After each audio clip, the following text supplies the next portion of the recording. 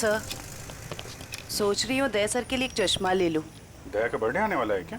नहीं सर, वो हमेशा ना मुझसे उखड़े उखड़े रहते हैं, इसीलिए। अच्छा, गिफ्ट देके उनको खुश करना चाहती हो? नहीं सर, उन पे बहुत अच्छा लगेगा, इसलिए। बाद में देखते हैं। Excuse me. जी कहिए, किसके लिए चश्मा दिखाऊं? एक मुजरिम के लिए। मुजरिम के लिए चश्मा? मैं कुछ समझा नहीं। जरा ये डिजाइन देखो चश्मे की। ये आपने ही बनाया था? जी हाँ। आपको पसंद है? आप लोगों के लिए भी बनवा दूं? नहीं नहीं, आप हमें माफी कीजिए। आपका बनाया हुआ ये चश्मा पहनकर लोग उल्टी सीधी हरकतें करने लगते हैं। कोई छत पे पहुंच जाता है छलांग लगाने, तो कोई किसी को गोली मार रहा है। क्या मजाक कर रही हैं आप? ये सब मेरे चश्मे की वजह से हो रहा है? हम मजाक के मूड में नहीं है। सीआईडी? अब जरा ध्यान से बताओ, किसके लिए बनाया था ये? एक मिनट सर। सर, ये कोई अभिषेक नाम का आदमी था।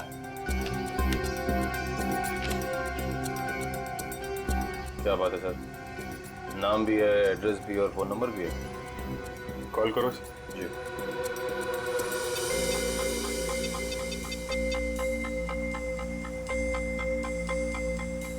सर, नंबर गलत है। गलत?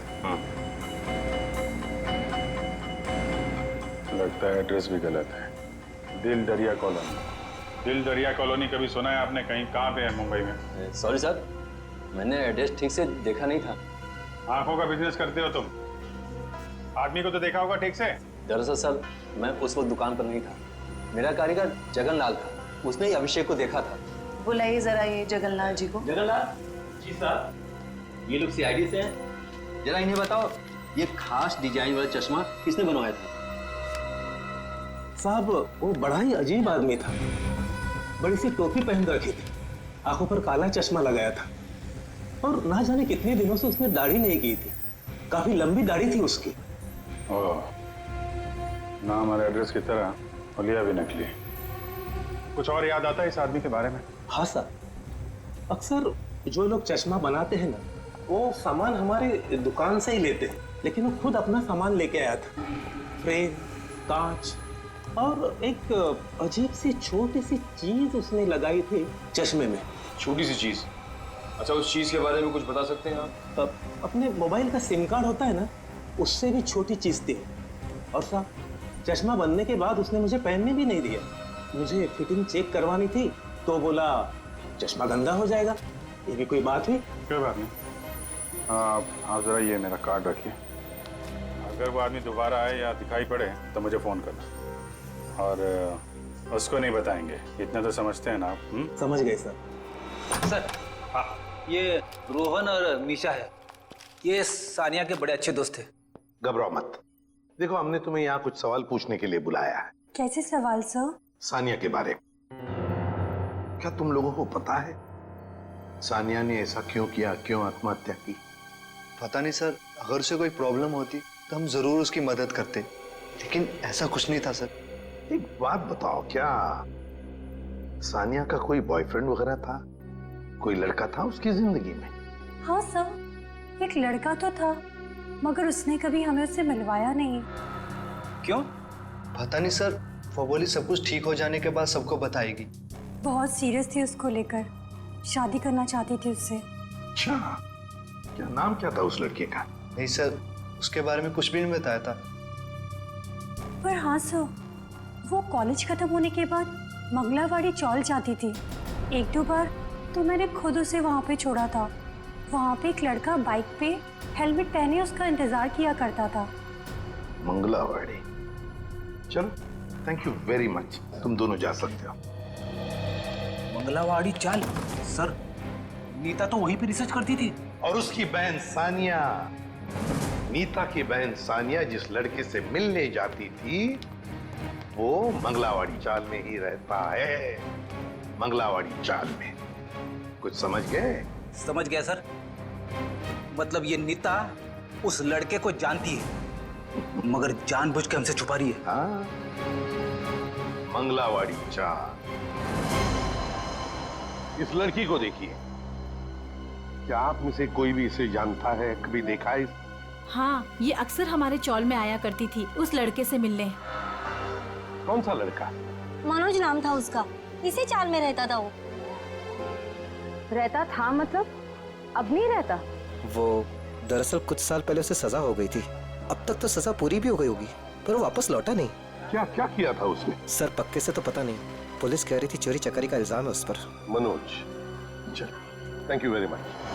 सर जिस मनोज की आप बात कर रहे हैं उसका तो सर कोई भी पुलिस रिकॉर्ड नहीं है। सुमी जी, ये कैसे हो सकता है जबकि मंगलावाड़ी चाल में रहने वाले लोगों ने हमें बताया कि 5 साल पहले मनोज को उसी चाल में से गिरफ्तार किया था। सर सारी फाइलें आपके सामने रखी हुई हैं, 5 साल के सारे रिकॉर्ड आप देख चुके हैं, मगर कहीं भी इस नाम का कोई शख्स नहीं है। हो सकता है मनोज की फाइल गुम हो गई। ऐसा कैसे हो सकता है सर? क्यों नहीं हो सकता? तो फिर मनोज की फाइल मिल क्यों नहीं रही है? हो सकता है सर आपको कोई गलत इंफॉर्मेशन मिल गई हो, या फिर इस नाम का कोई शख्स हो ही ना, या फिर चौल वालों ने आपसे झूठ बोल दिया। होने को तो यह भी हो सकता है कि मनोज की फाइल यहां से जानबूझकर गायब की गई।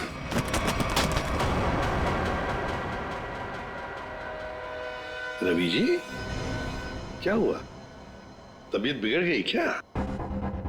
ये अचानक पसीना क्यों आने लगा? अरे कांपने क्यों लगे तुम? और अचानक ये फाइल छूट कैसे गई तुम्हारे हाथ से? नहीं सर, ऐसी कोई बात नहीं है। हमसे कोई भी कुछ भी छुपा नहीं सकता। बताओ क्या बात है? भागता किधर? लगता है सर ये बिना दवा खाए इसकी बीमारी ठीक होगी नहीं।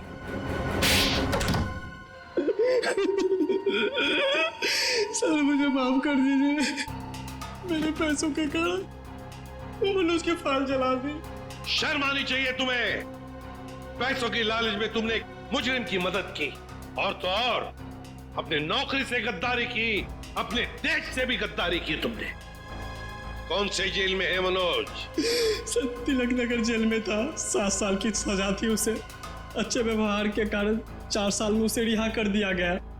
सर अगर वो अच्छे बर्ताव के लिए रिहा हो ही रहा था तो फिर रिकॉर्ड नष्ट करने के लिए उसे घूस देने की क्या जरूरत थी? सचिन, शेखर और रतन, इन दोनों के बीच में जो बहस हुई थी उसमें शेखर बोल रहा था कि वो वापस आया है, तो फिर जरूर वो मनोज के बारे में बात हो रही थी।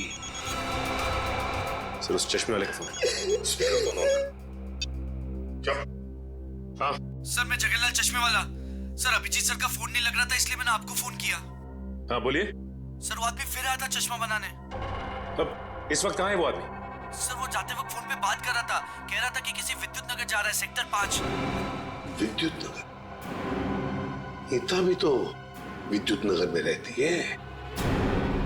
माय गॉड, नीता की जान को खतरा है। हाँ एसीपी सर, हम नीता के घर पहुंच गए हैं।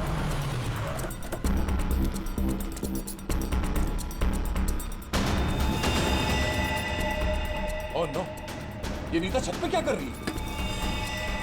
इसे रोकना होगा। नीता!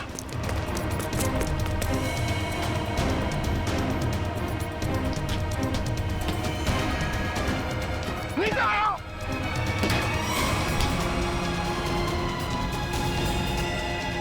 तो हटो।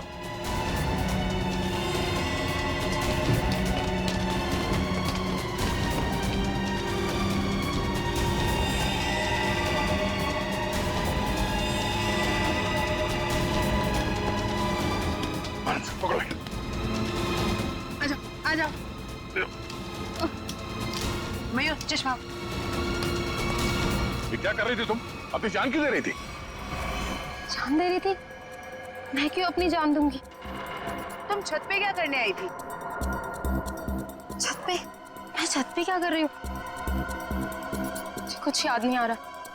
मैंने वो चश्मा पहना था और पता नहीं, मेरा सर दर्द हो रहा है। सर इस केस में ये क्या हो रहा है? लोग अचानक खुदकुशी करने चले आते हैं। सारे हादसों में एक चीज कॉमन है, ये चश्मा। ये चश्मा पहनने से पहले क्या हुआ था वो तो याद है ना तुम्हें? हाँ सर। नीता, मुझे पता है तुम पर क्या बीत रही होगी, लेकिन तुम चिंता मत करो, सब ठीक हो जाएगा। काकी, ये क्या है? ऐसी हालत में मुझे ये गिफ्ट तुम्हें देते हुए बहुत अजीब लग रहा। गिफ्ट? हाँ, तुम्हारा बर्थडे था ना, तो हमारे चौल के बच्चों ने अपने हाथों से बड़े प्यार से तुम्हारे लिए गिफ्ट बनाया।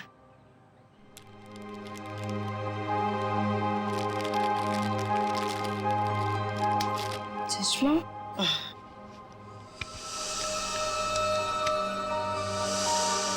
ये सविता जी कौन? सविता जी मंगलवाड़ी चौल में रहती हैं। बड़ी नेक औरत है। ये कितनी नेक औरत है ये तो उनसे मिलने के बाद ही पता चलेगा। कितना मारोगे मुझे? एक बार बोला ना पैसा दे, एक बात में बार बार नहीं दोहराता। पैसा पेड़ पे नहीं उगता। लोगों के घर में झाड़ू बर्तन पोछा करके ही पैसे कमाए हैं मैंने। ऐसे दारू में उड़ाने नहीं दूंगी। अपने पति से जवान लड़ाती है, जवान लड़ाती है। काकी, हाँ? अब आपके घुटनों में दर्द तो नहीं है ना? हाँ बेटा, तूने जो घुटनों के लिए दवा दिया था ना, उससे मेरा घुटना बिल्कुल ठीक हो गया। नमस्कार। नमस्कार, कैसे है? बस ठीक है। हाँ, बड़ी बड़ी बड़ी। ये नीता जी है। नमस्कार। ये इस चौल में रहते हैं। हाँ, आइए। हमारे चावल के लोग ना बहुत अच्छे हैं, बहुत सपोर्ट करते हैं एक दूसरे को। हाँ, अपने पति से जवान लड़ाती है, जवान लड़ाती है। ये सुनील और रेखा का फिर से किचकिच शुरू हो गया लगता है। अरे अगर मेरे को दोबारा पैसा लेने से रोका ना तो मुझसे बुरा कोई नहीं होएगा। तुझसे बुरा और हो भी कौन सकता है? कहा ना मैंने कि मैं पैसे नहीं दूंगी। जवान लड़ाती है, आज तेरे को सबक सिखा के रहेगा मैं। ए सुनील, खबरदार जो उस पे हाथ उठाया तो। देख सविताई, ये मेरा और मेरे बाइकों का पर्सनल मामला है, बीच में कुछ नहीं बोलने का। इसको तो मैं ये तुम्हारा अकेले का मामला नहीं है, सगा साहिल से मामला है। यहाँ हाँ, अगर दोबारा दुखा को तुमने धमकी दी तो तुझे चौल के बाहर उठा के फेंक दूंगा मैं। हाँ, खबरदार, जो किसी ने मेरे मर्द को धमकी दी वो जैसा भी है मेरा पति है और इसे कोई भला बुरा नहीं कह सकता। सुना तुमने? तुम्हारे इतने जुल्म बर्दाश्त करने के बावजूद भी ये अपना पत्नी धर्म निभा रही। क्या तुम एक पति होने का कर्तव्य पूरा कर पा रहे हो? देख, अगली बार ना तूने इस पे हाथ भी उठाया या उंगली भी उठाई ना तो तेरे को मैं जेल में भिजवा दूंगी, समझा? गलती हो गई। गलती हो गई, चल जा अभी। माफी हमसे नहीं, अपनी पत्नी से मांगो। अरे बस जाने दो, चलो नहा लो, मुझे भी काम के लिए निकलना है। चलिए, अच्छा है, सुनील को अकल आ गई आज। सुनील को तो सबक मिल गया, लेकिन इन दोनों का झगड़ा देखकर ना मेरे को मेरे पुराने दिन याद आ गए। आपके पति भी? हाँ, बहुत शराब पीता था, हर वक्त नशे में रहता था, और जब नशे में नहीं रहता था ना तो इसी तरह जबरदस्ती मेरे से पैसा मांगता था। और आप पैसे दे देती थी? हाँ, क्या करती? और जब मैंने पैसा देना बंद किया ना तो मेरे सारे गहने, कपड़े, घर का सारा सामान, यहाँ तक कि घर का पूरा अनाज भी बेचना शुरू कर दिया।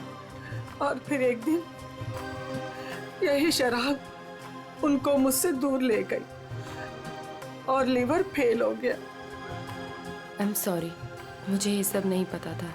अब आपके पति के बाद आपके घर में कौन कौन है? मेरे 2 बच्चे थे, अनुज और कशिश। भगवान भी इतना निर्दयी है ना, एक एक्सीडेंट में मेरे 2 बच्चों को मुझसे छीन लिया। मैं समझ सकती हूँ कि अपने को खोने का गम क्या होता है। हौसला रखिए, आने वाले दिन खुशियाँ ही खुशियाँ लेकर आएंगे। कल की इसी उम्मीद पे तो मैंने ये एनजीओ की स्थापना की थी और चाल के सारे परिवार वालों को मैंने अपना परिवार माना। काकी, आप बहुत ही नेक काम कर रही हैं। अच्छा अभी रहने दे, ज्यादा तारीफ मत कर मेरी। हाँ चल अंदर चल, मैं तेरे को ना गरम गरम चाय पिलाती हूँ। हाँ? अरे नहीं काकी, मुझे ना लेट हो रहा है और आज ही मुझे कॉलेज भी जाना है अपने थीसिस का फॉर्म भरने। तो हम शाम को मिलते हैं चाय पे? पक्का ना? संभल के जाना। आज तो बहुत लेट हो गई।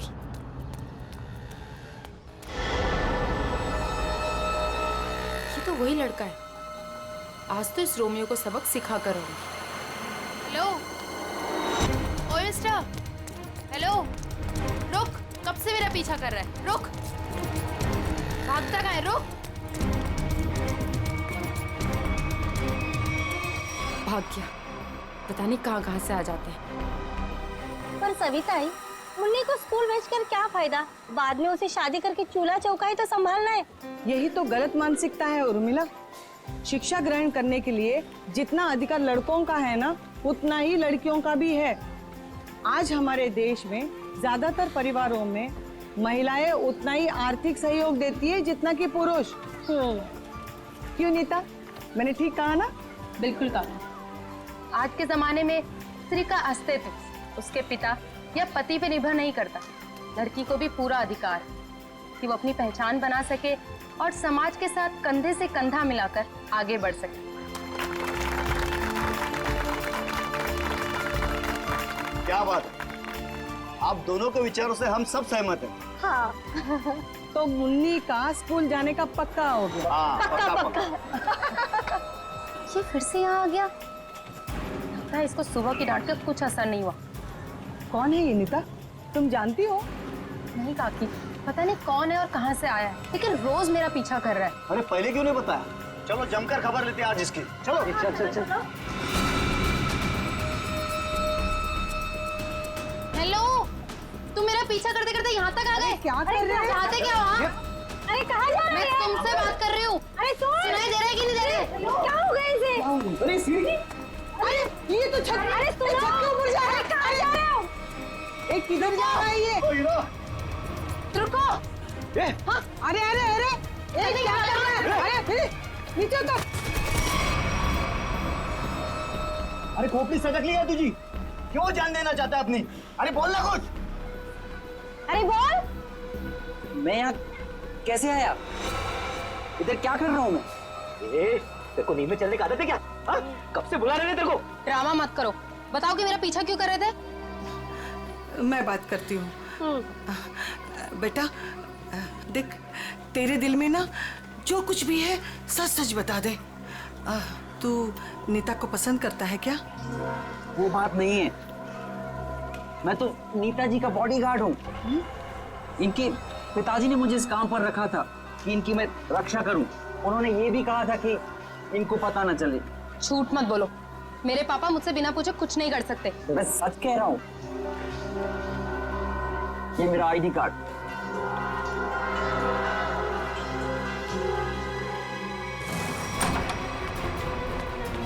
अरे नीता बिटिया, अरे अभी हम तुम्हारे बारे में ही बात कर रहे थे। नमस्ते। नमस्ते बेटा।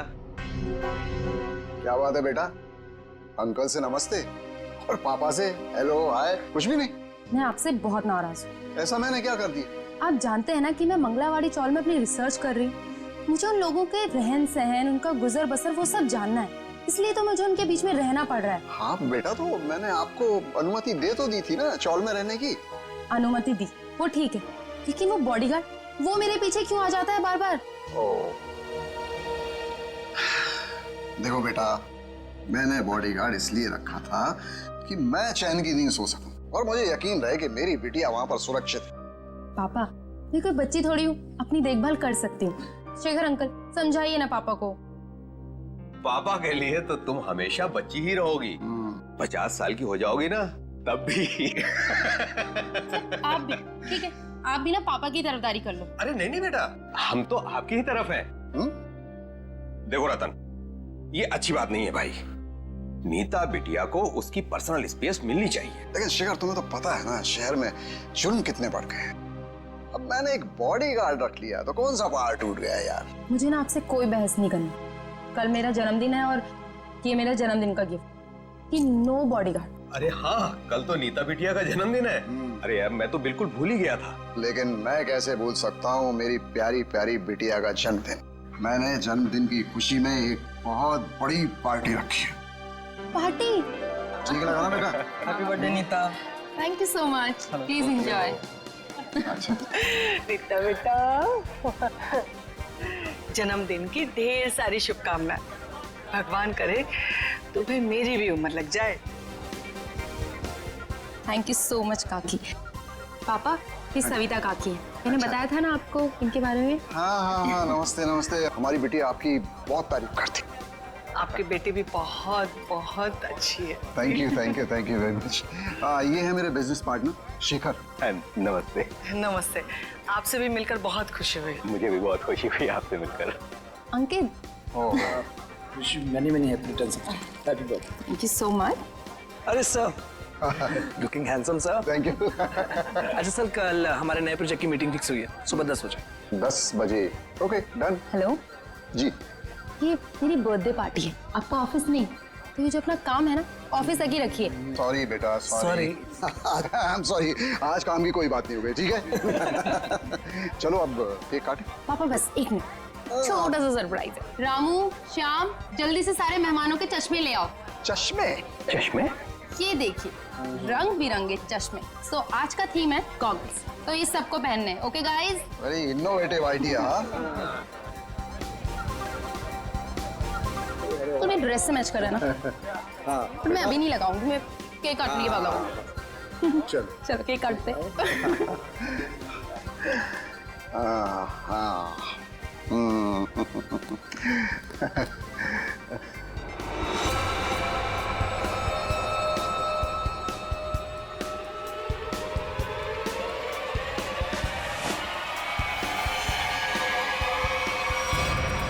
गन?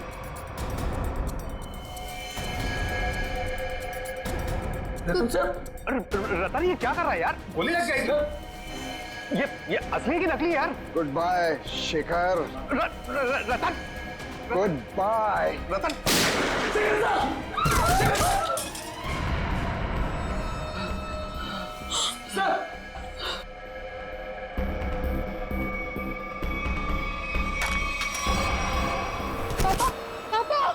पापा, ये तो बेहोश हो गए। ये अच्छा है, गोली मार के बेहोशी की एक्टिंग कर रहे हैं। अरे कोई एम्बुलेंस बुलाओ, शेखर जी को गोली लगी है। और सीआईडी को भी फोन करना पड़ेगा। Hello CID?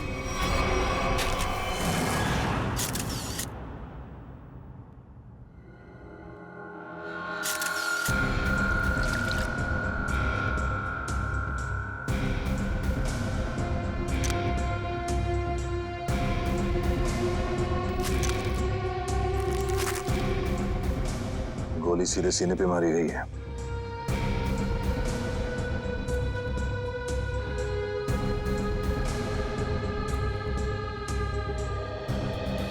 आप सबने देखा था रतन जी को गोली चलाते हुए शेखर जी पे? हाँ सर, हम तो हक्के बक्के रह गए ये देख के। इतनी अच्छी पार्टी चल रही थी, सब कितना एंजॉय कर रहे थे। पता नहीं अचानक रतन जी को क्या हो गया, उन्होंने गोली चला दी। जरूर मेरे पापा के खिलाफ किसी ने साजिश की, ऐसा कर ही नहीं सकते। रतन जी। सर, रतन जी को होश आ गया। उठाओ इन्हें।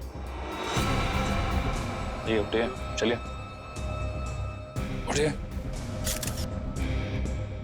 शेखर को क्या हो गया? सर क्यों भारी हो रहा है? पहले खून कर दिया इनका, अभी सर दर्द का बहाना कर रहे हो? हाँ, ये नाटक बंद करो, हटाओ।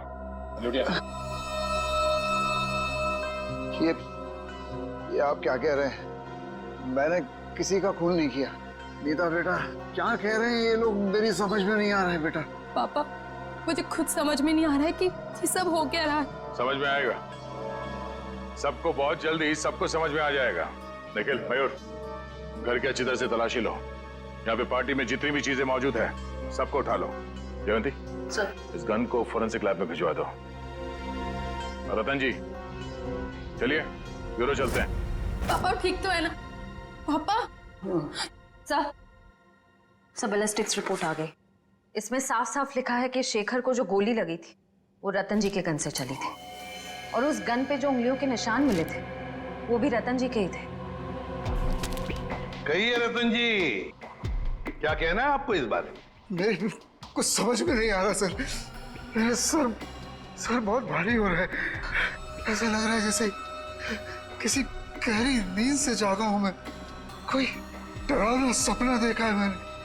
हाँ, मगर क्या करे, शेखर जी की मौत तो कोई सपना नहीं है।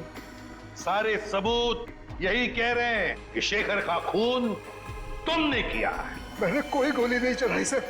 आप मुझ पर यकीन क्यों नहीं कर रहे सर? तो फिर वो गोली क्या अपने आप शेखर जी के शरीर में गई? कुछ याद नहीं आ रहा है मुझे। रतन जी, मैंने कहा था ना आपसे कि मेरे पापा दिल के मरीज हैं, उन्हें टेंशन मत दीजिए। सर मैं एम्बुलेंस को फोन करता हूँ। नहीं नहीं नहीं, अपनी गाड़ी में लेकर चलो, हॉस्पिटल में एडमिट करो जल्दी। चलिए। मैं भी चलती हूँ साथ में। नहीं, आप नहीं जाएंगी, उन्हें पहले एडमिट होने दो, बाद में मैं भी चलूंगा तुम्हारे साथ। प्लीज सर, मेरे पापा को छोड़ दीजिए। अगर तुम्हारे पापा ने कुछ भी नहीं किया है तो उन्हें कुछ नहीं होगा। अच्छा एक बात बताओ, रतन जी का कोई झगड़ा वगड़ा था पहले से शेखर जी के साथ, या फिर कल पार्टी में कोई झगड़ा वगड़ा हुआ था? नहीं सर, वो तो पार्टी में बहुत एंजॉय कर रहे थे। अच्छा, क्या तुम्हारे पापा के बर्ताव में कुछ तुम्हें थोड़ा अजीब सा लगा? कभी आदमी कोई टेंशन में होता है या वैसे कुछ? हाँ सर, कोई झगड़ा तो नहीं हुआ था, लेकिन उनका मूड थोड़ा सा चिड़चिड़ा था और वो शेखर अंकल को कुछ कह भी रहे थे। तुमने काम सही से नहीं किया, वो वापस आ गया। वो वापस आ गया? ये कौन? सर नाम तो नहीं लिया था। अच्छा, ये बातचीत कब हुई थी दोनों के बीच? कल हुई थी, एनजीओ से लौटने के बाद। एनजीओ? कौन सा एनजीओ है ये? मेरी बड़ी बहन सानिया की मौत के बाद पापा ने एक एनजीओ खोला था, जहाँ पे हम गरीब लोगों को रोटी, कपड़ा और रहने के लिए छत देते हैं। कहाँ है ये एनजीओ?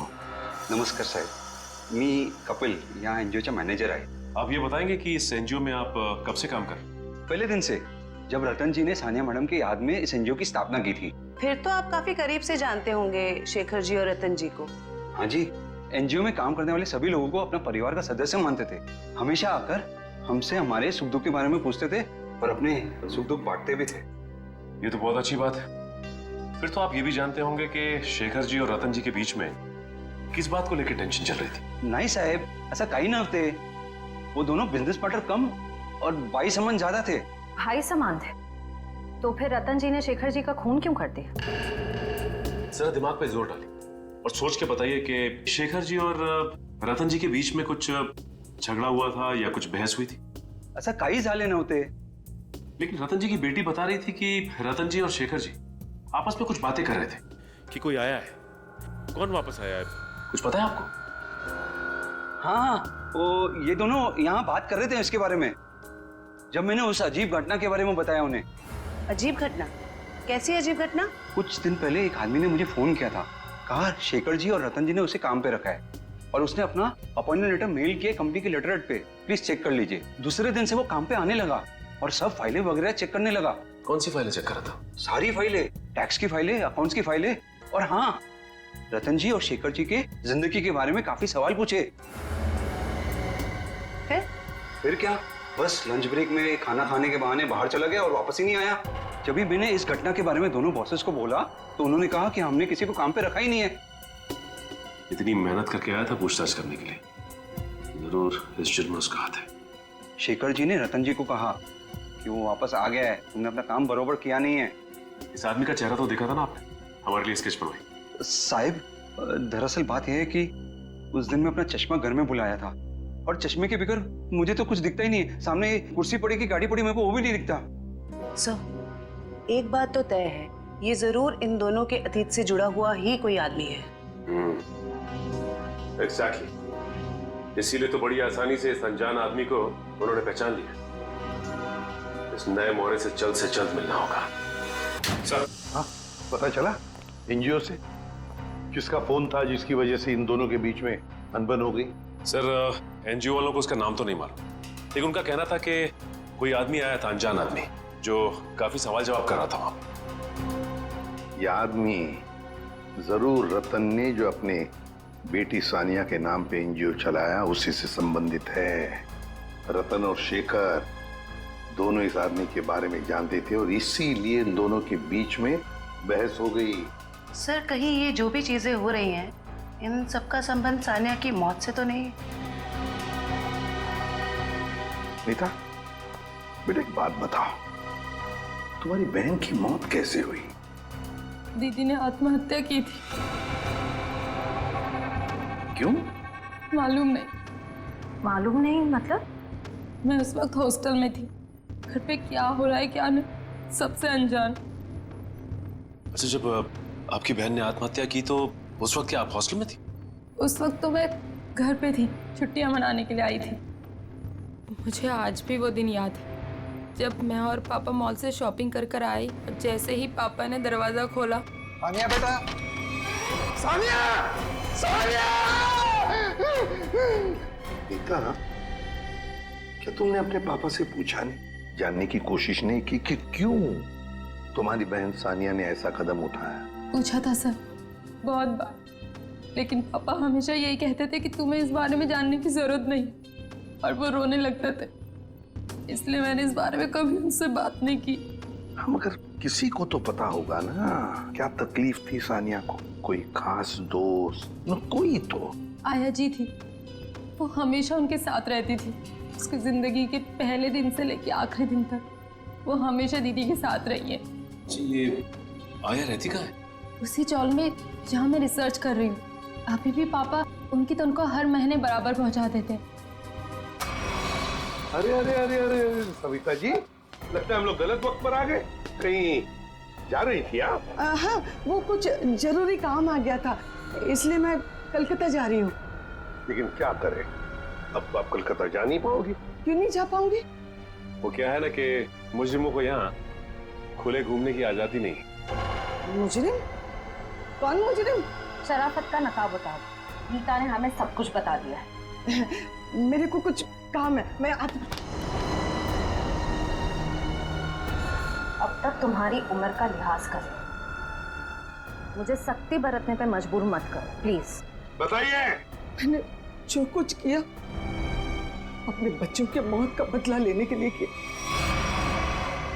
बच्चों की मौत का बदला?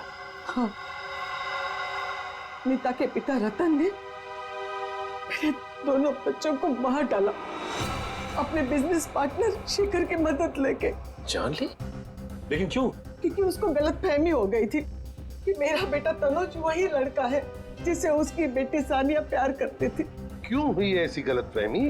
क्योंकि एक दिन तनुज सानिया को घर छोड़ने गया था तो रतन ने देख लिया और वो गलत समझ बैठा।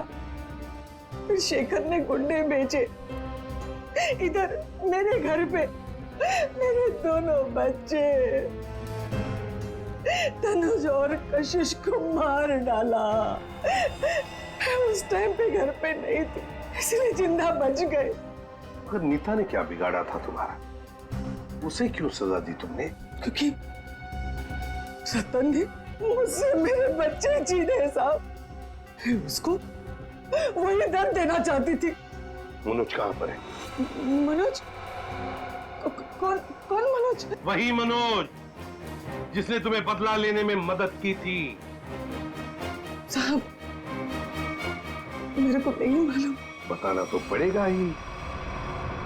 ये जादू वाला चश्मा कहाँ से बनवाया? मनोज कहाँ पर है? आइए आइए जनाब, आप ही का तो इंतजार था। आइए। बड़े खुश नजर आ रहे हो, क्या बात क्या है? बात ही ऐसी बॉस, आज मैं आपको एक कमाल का जादू दिखाता हूँ। देख साउंड के मेरे पास मजाक करने के लिए वक्त नहीं है, जल्दी बता। अरे यार 2 मिनट, हमेशा काम करते रहते हो, जरा जादू देखो प्लीज प्लीज। तारिका लेके आओ। देखो देखो देखो क्या होता है, देखो। ये लीजिए। Very good. सचिन यार तुम ये जरा चश्मा पहन लो। चश्मा? लेकिन मैं ही क्यों सर? अरे पहनो पहनो, मैं हेल्प करता हूँ तुम्हारी। अब सचिन जरा ध्यान से देखो और बताओ कि ये चश्मा वहां से ला करके किसने दिया? अरे सर कैसी बात करते हैं? तारिका ने। नहीं सचिन, कौन से देखो, ये चश्मा वहां से उठा करके तारिका नहीं श्रेया लेकर के आई। मैं? अरे सर कैसी बात कर रहे हैं आप? आपके सामने जो खड़ी है वो तारिका है और जो यहाँ खड़ी है वो श्रेया है। सचिन जरा गौर से देखो और फिर बताओ। तुम्हारे सामने जो खड़ी है वो तारिका नहीं है, वो श्रेया है। सचिन। हाँ सर, मेरे सामने जो खड़ी है वो श्रेया है।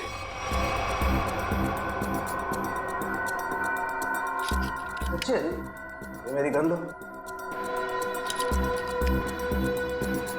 और तुम्हें इस गन के साथ क्या करना है सचिन, तुम जानते हो ना? हाँ सर, मुझे अच्छी तरह से मालूम है कि इस गन के साथ क्या करना है।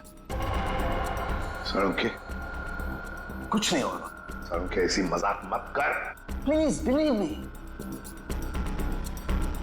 हाँ सचिन, तो पता है ना तुम्हें क्या करना है इस गन से? हाँ सर, पता है।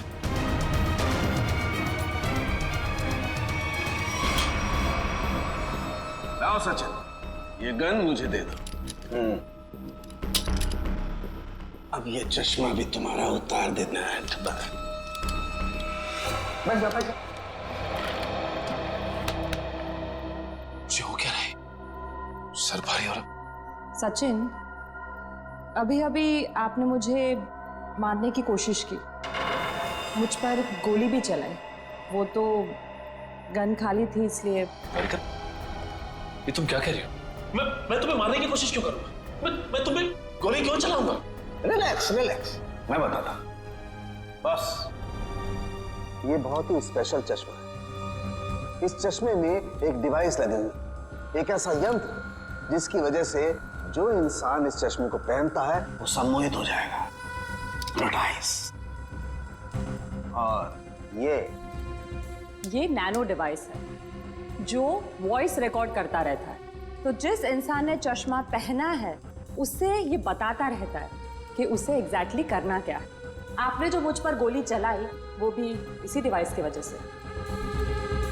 इसलिए वो आवाज आ रही थी। लेकिन ये आवाज हमें सुनाई क्यों नहीं दी? वो इसलिए क्योंकि वो आवाज बहुत ही ज्यादा धीमी है। बॉस, वो आवाज इतनी कम है कि बाजू में खड़ा इंसान भी वो आवाज सुन नहीं सकता है। और जैसे ही ये चश्मा उतारा जाता है, आदमी भूल जाता है कि उसने जब वो चश्मा पहना था क्या किया था उस वक्त। एग्जैक्टली। और इसीलिए रतन जी को ये याद नहीं था कि इन्होंने शेखर पे गोली चलाई। और उस बॉडीगार्ड को भी इसीलिए पता नहीं चला कि वो कब छत पर गया और कब छलांग लगाई। ये सारा इस मनोज का किया हुआ कर्म है। अब वो वक्त आ गया है जो मैंने अपनी पूरी जिंदगी में किया, वो सारे कर्मों का हिसाब होगा। अफसोस, पाप का घड़ा पुण्य से भी भारी है, लेकिन मेरी जैसी औरत का जीने का कोई अधिकार नहीं है, कोई अधिकार नहीं है। उम्मीद करती हूँ अगले जन्म में अच्छा इंसान बनने की कोशिश करूंगी।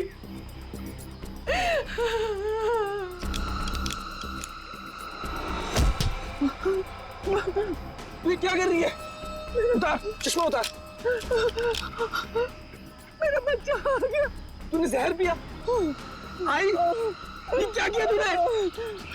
मेरे को नहीं पता मैंने ऐसा क्यों किया। बेटा, मेरे को माफ कर दे, हमारे साथ इतना ही था। नहीं आई, आई नहीं, आई। जिस किसी ने भी तेरे साथ ऐसा किया है माँ, तेरी कसम उसे छोड़ूंगा नहीं मैं। अब पता चला किसी अपनों पर वो मौत का चश्मा लगाने के बाद कैसे लगता है। चलो अब तुम्हारे आंखों पे कानून का चश्मा चलाते हैं। कहाँ भाग रहे हो? रुक, सचिन उधर से पीछे जाओ उसके।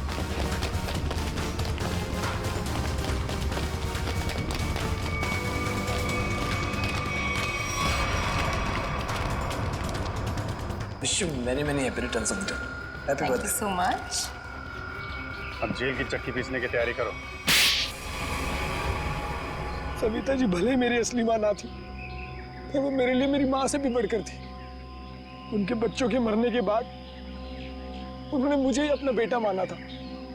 मतलब तनुज और कशिश के बाद? हाँ, उन दोनों बच्चों की मौत कोई हादसा वादसा नहीं थी, बल्कि उनका खून हुआ था, जिसे किया था नीता के पिता रतन कुमार ने। और मुझे झूठे रॉबरी के केस में फंसाया भी उन्होंने ही था। इसलिए मैंने प्लान बनाया, बदला लेने का प्लान। और रतन की कंपनी में ही नौकरी कर ली, लेकिन रतन ने तुम्हें पहचाना नहीं? रतन और शेखर ने मुझे नहीं पहचाना, क्योंकि उन्होंने मुझे कभी देखा ही नहीं था। और इसी बात का मैंने फायदा उठाया, और जेल से छूटने के बाद ना ही मैंने सविता माँ के बच्चों का बदला लिया, बल्कि अपनी सान्या, जिसे मैं इतना प्यार करता था, उसकी भी मौत का मैंने बदला लिया। हमारे पास चले आते, हम तुम्हें न्याय दिलाते। कानून पर से तो विश्वास ही उठ गया था मेरा, इसलिए मैंने खुद ही न्याय करने की सोची। नीता से दोस्ती की, फिर उसे मार दिया। सान्या से प्यार करते थे तुम, इसे प्यार कहते हो? उसकी बहन की जान लेने चले थे तुम।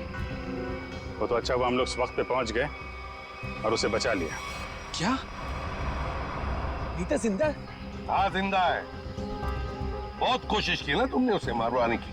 उसके बॉडीगार्ड को भी वो चश्मा पहना दिया ताकि वो आत्महत्या कर ले, मगर नहीं, तुम्हारा प्लान वैसे ही फेल हो गया। हाँ, मगर रतन का प्लान फेल नहीं हुआ। मैंने वेटर के जरिए उसे खूनी चश्मा पहनाया और उसी के जरिए उसी के दोस्त को मरवा दिया। और फिर हमारे आने से पहले वो चश्मा तुमने गायब कर दिया। तो फिर वो चश्मा सविता के जरिए तुमने नीता तक पहुंचा।